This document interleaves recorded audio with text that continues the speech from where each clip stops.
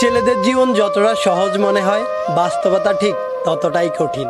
সবার চোখে একটা ছেলে যতটা স্বাধীন, বাস্তবে একটা বয়সের পর সে ঠিক ততটাই পরাধীন। একটা ছেলেকে কখনোই দায়িত্ব শেখাতে হয় না। তার উপর ছেলেটা যদি হয় মধ্যবিত্ত, তাহলে তো শেখানোর আর কোনো কথাই আসে না।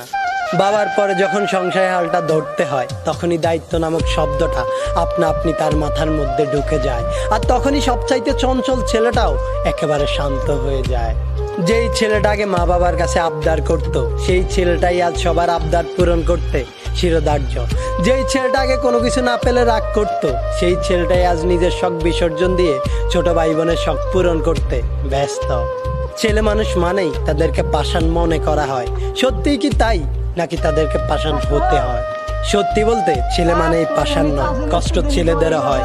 একটা মেয়ে চাইলেই কান্না করে তার মনের কষ্টগুলো সবাইকে বলতে পারে, কিন্তু একটা ছেলে চাইলেই তা করতে পারে।